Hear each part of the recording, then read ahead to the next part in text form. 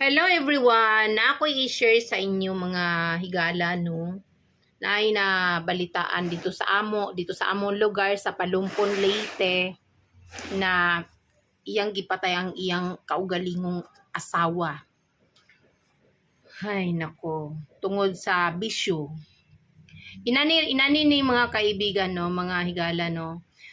para sa mga magtiayon diha, para sa mga naay mga bana, naay mga asawa, mga bagong mag-asawa or dugay na mo mag-asawa na namoy mga anak, inani ni siya.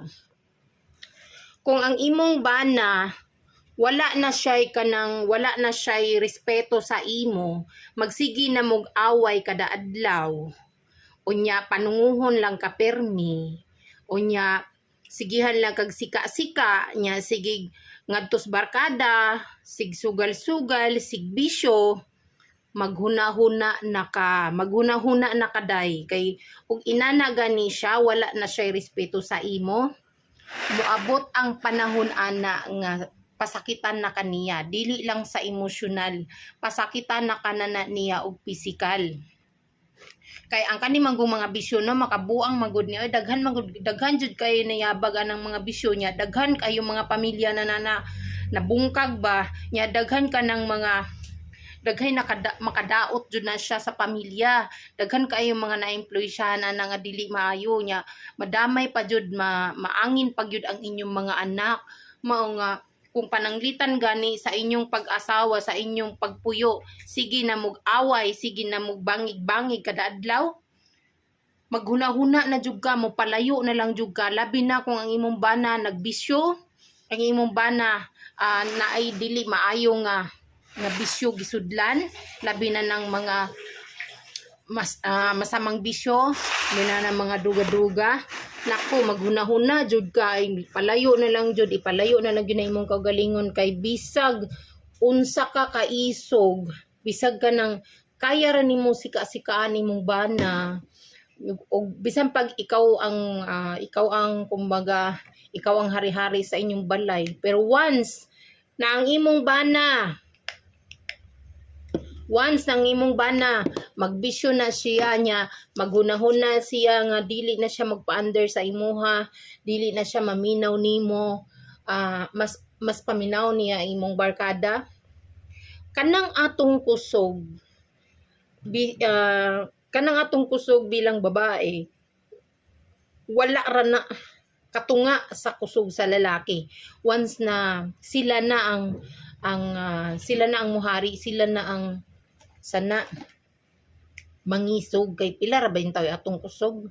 nya, labi na kung niagi na tagpanganak, wala na jud ta kaayo kusog nya,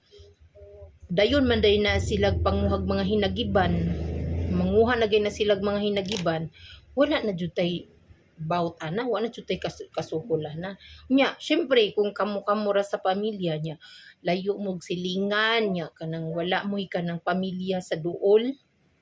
wala man gyud makatabang sa imuha ug unsaon kaniya, kay syempre maghunahuna man pud ang mga pamilya nimo ug mga silingan nga okay ra mo kay naara mo sud sa balay. So kung unsay buhaton niya sa imuha, wala jud kay kasukol nya. Ang problema pa kung unsay mahitabo sa imuha, kay moantos man jud kita lagi mga babae, moantos man jud lagi ta kay kanang ato man pud laging hunahunahon ang atong mga anak. Kung maun sa atong mga anak, kung mabroken family sila, kung mabungkag inyong pamilya, maghunahuna man pud lagi tas kaugmaon. Pero kung imo pud hunahunaon, ang imong padulngan, kung isigi lang gyapon nimo bisag wa nay tuhay ang inyong pagpuyo, magsige na lang mugbangig, sige mo kanang away nya, kanang sinakitay kada adlaw, wala man po'y maayong maimpluwensya ana sa inyong mga anak. Mas luoy man ang mga anak, mas luoy man ang mga bata kung makasudong bitaw sila nga inana kagubot ang inyong pamilya, sige mog away nya, kanang walay mo pakumbaba. Once man god nga ang bana magbisyo, bisag mga asawa sad nampoy mga asawa mga bisyoso nya, labi na gisudlan ang dili maayong bisyo. once nga masudlan magud na siya kay wala na magud na sila kaluoy sa iyang pamilya kay ngano ang nagdiktaan na kay dili naman maayo kay nahilo naman ang ilang utok sa effect sa tambal nga ilang giinom. Mao nga moabot kay ng panahon na ayaw na gyud pag-antos kay mas luoy ang inyong mga anak kung moabot ang panahon nga sobra-sobra or maabot ang panahon na usa sa inyo mawad-an og kinabuhi kay mas sakit na sa mga bata kung maabot na panahon nga ina ng sitwasyon na nga usasad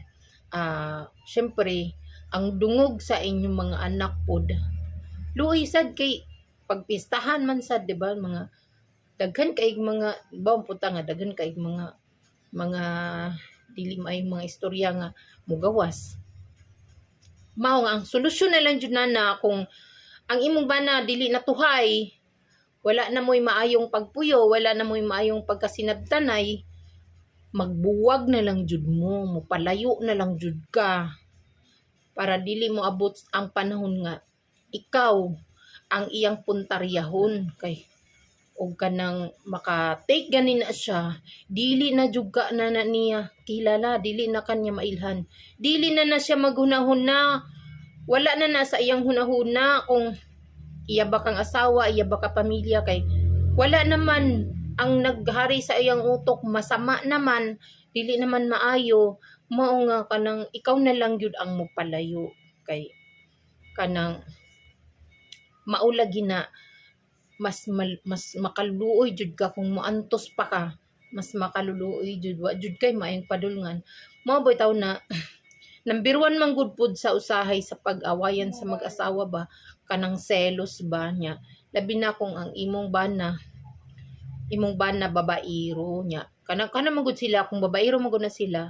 ila man gud na hunahunahon permi na basig imo siyang bawsan mo na nga yang hunahuna naapirmi siyang hunahuna na naa kay uban na kay ibang lalaki mo na magsige na sila hunahunaan na mo na nga usahay bisag way hinungdan masuko siya sa imo nya asa ka pa dong maghunahuna na siya dili maayo kay mahadlok man lagi siya mabawsan mo na kitang mga babae once na tan-aw nato nga ang atong pamilya ang atong bana dili na maayo ang padulngan, dili maayo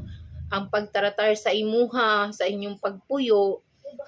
magdesisyon na lang jud kang mulayo na lang jud ka kay para sa imong kaligtasan na lang jud mo gyud hunahuna gyud mo na taga-amo bag-o lang gahapon lang na ako nabalitaan luy kayo ang babae niya, luy kayo ang mga anak, yung mga anak may kanang mahabilin luoy kay gagmay pa ba niya wadag ka namang ginikanan kayo usa sa inyo ang maka sala